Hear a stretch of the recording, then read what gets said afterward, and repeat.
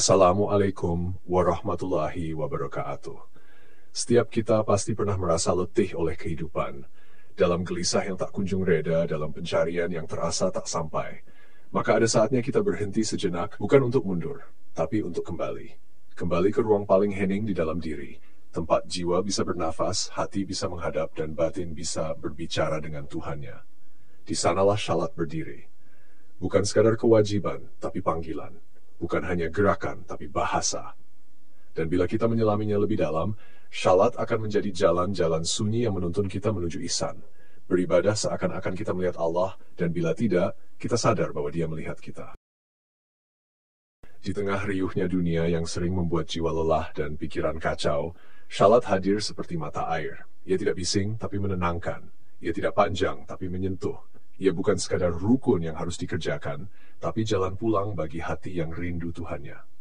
Seringkali kita menunaikan salat, tapi lupa untuk hadir sepenuh jiwa. Kita membaca, tapi tidak menyerap makna. Kita bergerak, tapi hati tetap diam di tempat. Kini, mari kita duduk sejenak, tarik nafas dalam-dalam, bukan untuk memulai pengetahuan, tapi untuk menjemput kembali rasa bahwa salat adalah perjumpaan, bukan rutinitas, bahwa dalam tiraknya tersimpan pesan dari langit untuk membimbing kita menjadi insan yang lebih bening, lebih luhur, dan lebih terarah menuju ihsan. Salat, jalan sunyi menuju ihsan. Hidup ini adalah perjalanan kembali, dan salat adalah persinggahan suci, tempat seorang hamba mengingat arah, menyegarkan tujuan, serta membersihkan debu dunia dari wajah hati. Di balik setiap gerakan dalam salat, tersembunyi pesan lembut dari langit. Ia bukan sekadar ritual, ia adalah bahasa jiwa, yang jika direnungkan menjadi suluh dalam kegelapan hidup, menjadi tali penghubung antara kehambaan dan kemuliaan. Maka mari kita lihat setiap bagian salat bukan hanya sebagai rukun, tetapi sebagai pesan kehidupan yang mengarahkan kita menuju satu titik cahaya, ihsan. 1. Niat. Aku niat salat fardu 4 rakaat menghadap kiblat karena Allah Ta'ala. Niat adalah bisikan paling awal dari ibadah, namun ia yang menentukan arah. Saat kita meniatkan salat, sebenarnya kita sedang membuka pintu hati, menyatakan bahwa yang akan kita lakukan ini bukan untuk siapa-siapa, melainkan untuknya semata. Seperti dalam hidup, setiap langkah harus memiliki niat yang bersih. Tanpa niat yang jujur, amal menjadi kosong. Dan ihsan hanya tumbuh dari hati yang jujur pada niatnya. Inilah awal dari jalan suci itu. Gerbang kejujuran niat adalah pintu yang membuka ibadah. Ia adalah bisikan yang sunyi, namun menjadi saksi pertama atas kemana langkah hati akan menuju. Dalam syariat, niat adalah penetapan maksud. Tetapi dalam hakikat, niat adalah pengakuan jujur bahwa kita hadir untuk Allah, bukan untuk dilihat manusia, bukan pula untuk membayar utang kewajiban semata. Dalam kehidupan, niat mengajarkan bahwa segala sesuatu harus dimulai dengan kejelasan dan kejujuran hati.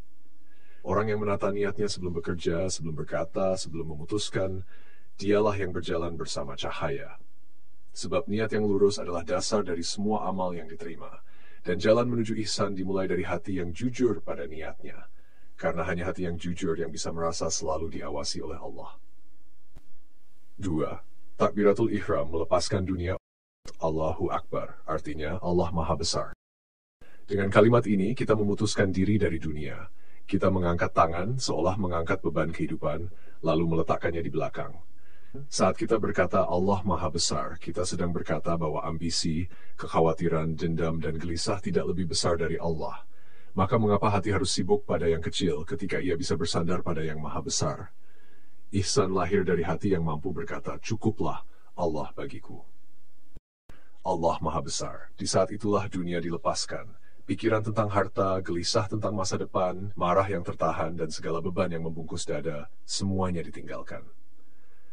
Hamba berdiri di hadapan Tuhannya, hanya membawa satu hal, pengakuan bahwa tiada yang lebih besar darinya. Dalam kehidupan, takbir mengajarkan seni melepaskan, bahwa kita harus belajar berkata cukup kepada dunia, dan ya kepada Allah. Takbir melatih kita untuk tidak mengagungkan keinginan, tidak membesarkan ego, tidak membiarkan dunia menguasai. Dan orang yang hidupnya mampu berkata Allahu Akbar dalam setiap langkah, ialah orang yang melangkah dalam ihsan, karena ia selalu sadar bahwa Allah lebih besar dari apapun. Berdiri tegak dengan keagungan. Alhamdulillahi Rabbil Alamin.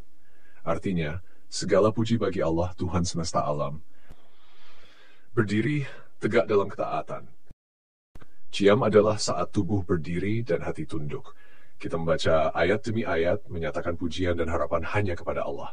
Ketegakan dalam syalat mengajarkan keteguhan dalam hidup. Seperti kita berdiri di hadapan Tuhan dengan serius, begitu pula kita mesti berdiri kokoh dalam prinsip, kejujuran, dan keadilan. Ihsan adalah ketika kita berdiri di dunia seperti kita berdiri di hadapan Allah, penuh kesadaran, tidak bermain-main.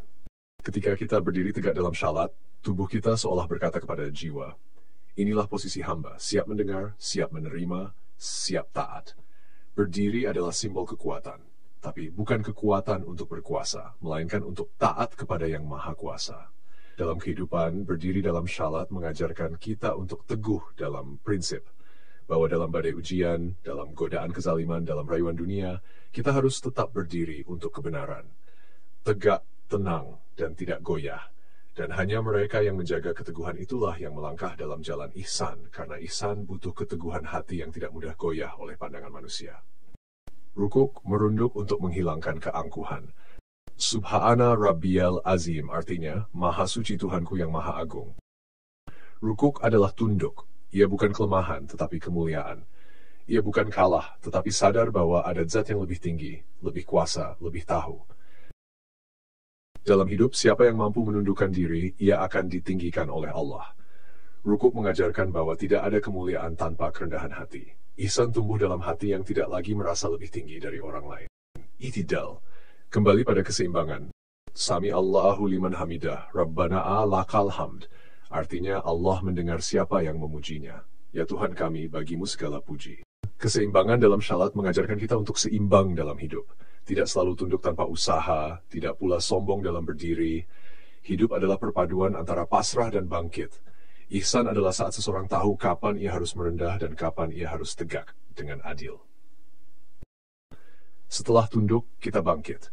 Tapi bangkit bukan dengan sombong, melainkan dengan kesadaran. Kita berdiri kembali karena tahu Allah mendengar pujian dan doa. Rukuk merunduk dalam rendah hati. Rukuk adalah saat kita menundukkan diri. Ia bukan sekadar gerakan tubuh, tapi simbol dari kerendahan yang dalam. Sebab tidak ada keagungan tanpa kerendahan. Tidak ada kedekatan dengan Allah tanpa kesadaran bahwa kita hamba, bukan penguasa. Dalam kehidupan, rukuk mengajarkan kita untuk tidak membanggakan ilmu, harta, atau jabatan. Karena semua itu hanyalah titipan yang akan kembali. Seseorang yang benar-benar merunduk dalam rukuknya akan ringan merendah di hadapan manusia. Tidak sombong dalam bicara. Tidak congkak dalam memberi, dan tidak menyakiti dalam kuasa. Rukuk melatih jalan menuju ihsan, karena orang yang rendah hati lebih mudah merasa dilihat oleh Allah, bukan sibuk dilihat manusia. I'tidal keseimbangan dan kesadaran. Setelah rukuk kita bangkit, tapi bukan sembarang bangkit. Kita kembali ke posisi tegak dengan membaca pujian kepada Allah. I'tidal adalah ajaran tentang keseimbangan, bahwa setelah menunduk kita harus kembali berdiri. Bahwa hidup bukan hanya tentang pasrah, tapi juga tentang bangkit. Dalam kehidupan, i'tidal adalah pengingat bahwa segala sesuatu butuh keseimbangan antara dunia dan akhirat, antara kerja dan ibadah, antara sabar dan ikhtiar. Hanya hati yang seimbang yang bisa berjalan dalam ihsan, karena ihsan tidak berlebih-lebihan, tidak ekstrem. Ia tenang, lurus, dan adil. 6. Sujud. Tempat tertinggi adalah yang terendah. Subhana Rabbiyal A'la artinya Maha Suci Tuhanku yang Maha Tinggi. Sujud adalah titik paling rendah dari tubuh, tapi paling tinggi dalam kedekatan dengan Allah. Inilah saat paling khusyuk ketika dahi menempel pada tanah. Kita baru saja berkata Allah Maha Besar, lalu kita tunduk, dan kini kita meletakkan wajah ke bumi. Inilah pelajaran tentang kerendahan yang mulia. Ihsan lahir dari orang yang wajahnya mencium tanah, tapi hatinya dekat dengan langit. Sujud merendah untuk mendekat. Inilah puncak ibadah, sujud. Saat dahi menyentuh bumi, itulah saat hati terangkat menuju langit. Sujud bukan sekadar gerakan terendah, tapi itulah tempat tertinggi seorang hamba. Sebab yang paling dekat dengan Allah adalah saat ia paling merendah di hadapannya. Dalam kehidupan, sujud mengajarkan bahwa kita hanyalah debu yang berjalan. Bahwa hidup bukan untuk meninggi, tapi untuk menyadari kelemahan, lalu berharap pada kekuatannya. Dan siapa yang bisa merendah dalam sujud, akan mampu hidup dalam ihsan. Sebab hatinya selalu merasa berada di bawah pandangan Allah. 7. Duduk antara dua sujud, meminta sebelum melangkah lagi. Rabbik firli, warhamni, wahdini, wajburni, warzukni, warfani, wa'afini, wafu'ani. Artinya, ya Tuhanku, ampunilah aku, rahmatilah aku, tuntunlah aku, cukupilah aku, berilah aku rezeki, angkat derajatku, sehatkan aku, dan maafkan aku. Duduk ini adalah saat tenang. Kita tidak bergerak, hanya meminta. Bukan karena lemah, tapi karena sadar kita butuh. Hidup bukan tentang bisa atau tidak, tapi tentang siapa yang kita minta pertolongan. Di antara dua sujud ini, kita belajar bahwa tidak ada langkah tanpa izinnya. Ihsan adalah hidup dengan rasa cukup, karena selalu merasa ditopang oleh Allah. Tasyahud menjadi saksi kehambaan. At-tahiyyatu lillahi wassalawatu wattayyibat. Artinya, segala kehormatan, segala keberkahan, dan segala kebaikan adalah milik Allah. Tasyahud adalah saat kita menyatakan bahwa hanya Allah yang layak dipuja, dan Nabi Muhammad SAW adalah utusannya. Hidup ini bukan milik kita. Kebaikan yang kita lakukan, amal yang kita kumpulkan, semua hakikatnya kembali kepada Allah. Ihsan adalah ketika kita tidak merasa memiliki apapun, tapi mempersembahkan semuanya hanya kepadanya. Duduk di antara dua sujud. Permohonan seorang dosa. Duduk sejenak setelah sujud adalah saat hamba berkata, "Ya Allah, ampunilah aku, rahmatilah aku, tuntun aku, beri aku rezeki, angkat derajatku, sehatkan aku, dan ampuni aku lagi." Itulah bahasa hati yang tahu bahwa dirinya penuh cacat. Duduk ini adalah pengakuan bahwa tanpa Allah kita tidak bisa melangkah. Dalam kehidupan, ini adalah pelajaran untuk selalu meminta, tidak merasa cukup, dan tidak merasa suci. Bahwa menjadi manusia adalah menjadi peminta yang tidak pernah bosan mengetuk pintu langit. Dan hanya mereka yang mau memohon dengan rendah hati yang bisa menyentuh ihsan, karena ihsan adalah kesadaran bahwa tanpa pertolongan Allah, kita bukan siapa-siapa. Di tasyahud kita bersaksi bahwa tiada Tuhan selain Allah dan Muhammad adalah utusannya. Tasyahud adalah deklarasi, tapi bukan hanya lisan, ia adalah janji batin bahwa kita akan hidup di jalan kenabian, menyebar rahmat, menegakkan kebaikan, dan menjaga amanah. Dalam kehidupan, tasyahud mengingatkan bahwa kita adalah penerus risalah. Kita bukan makhluk bebas. Kita adalah saksi di bumi bahwa kebenaran harus dijaga. Dan siapa yang menjaga warisan ini dalam hidupnya, berarti ia hidup dalam ihsan. Karena ihsan adalah kelanjutan cahaya kenabian dalam akhlak dan tindakan. Simban, salam menebar damai setelah bertemu Tuhan. Assalamualaikum warahmatullahi. Artinya, semoga keselamatan dan rahmat Allah tercurah atas kalian. Salam adalah kembali ke dunia, tapi kini kita kembali bukan dengan tangan kosong. Kita bawa berkah dari pertemuan dengan Tuhan. Salam bukan penutup. Ia adalah awal baru. Setelah menenggelamkan diri dalam sujud, kini kita kembali ke dunia. Tapi bukan sebagai manusia biasa. Kita kembali sebagai pembawa damai. Dalam kehidupan, salam mengajarkan bahwa hidup harus ditutup dengan memberi rasa aman, menyebar rahmat, dan menjadi sebab datangnya ketenangan. Mereka yang mengakhiri syalat dengan bawa salam ke dalam perilaku itulah orang yang hidup dalam ihsan. Sebab ihsan bukan hanya dalam ibadah, tetapi dalam interaksi dengan makhluk. Penutup, jadikan syalat sebagai jalan menjadi manusia sejati. Syalat bukan sekadar tiang agama. Ia adalah peta kembali ke hati yang fitrah. Syalat yang dilakukan dengan kesadaran syariat, kedalaman hakikat, dan ketulusan akhlak akan membawa kita perlahan-lahan menuju ihsan. Sebuah keadaan batin yang melihat Allah dalam setiap nafas, dalam setiap pilihan, dalam setiap detik kehidupan. Dan saat seseorang mencapai ihsan, maka ia bukan sekadar manusia yang syalat. Ia adalah manusia yang syalatnya menjadi cermin hidupnya. Tidak curang dalam jual beli, tidak kasar dalam berbicara, tidak menyakiti dalam kuasa, tidak lalai dalam menjaga amanah. Wahai jiwa yang tenang, kembalilah kepada Tuhanmu dengan hati yang ridha dan diridhai. Surat Al-Fajr ayat 27-28.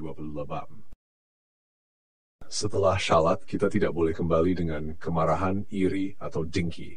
Kita harus menjadi pembawa damai, penyejuk dunia, dan penyebar kebaikan.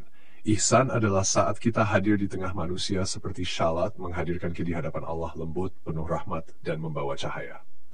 Menjadi saksi dan pewaris. Bukan dengan kesadaran dan pemahaman, syalat akan membentuk pribadi yang lurus dalam niat, jujur dalam laku, rendah hati dalam hidup, adil dalam bersikap, dan teduh dalam keberadaan. Sebagaimana Allah Subhanahu wa Ta'ala berfirman, sesungguhnya syalat itu mencegah dari perbuatan keji dan mungkar. Dan sesungguhnya syalat yang dilakukan dengan penuh pemahaman perlahan akan menuntun hati menuju cahaya paling tinggi, yaitu ihsan. Sebuah keadaan ketika engkau sadar bahwa Allah melihatmu, maka engkau pun menjadi pribadi yang lebih jujur, lebih sabar, lebih amanah, dan lebih halus dalam hidup. Hidup ini terlalu singkat untuk dijalani tanpa makna. Dan syalat, jika dipahami bukan sekadar rukun, akan menjadi cermin yang membentuk kita. Bukan hanya menjadi hamba yang taat, tapi juga manusia yang rahmatan lil a'alamin. Semoga tiap rukuk dan sujud kita tidak berhenti di sajadah, tetapi hidup dalam akhlak, dalam laku, dan dalam cara kita memperlakukan sesama. Jika Anda merindukan narasi yang menenangkan, cerita yang membangkitkan kesadaran, dan makna hidup yang membumi, mari lanjutkan perjalanan ini bersama kami. Silakan telusuri channel ini, di dalamnya ada suara-suara lembut dari hati yang mencari cahaya. Semoga setiap langkahmu didekatkan kepada Allah dan kepada dirimu sendiri yang paling sejati. Wassalamualaikum warahmatullahi wabarakatuh.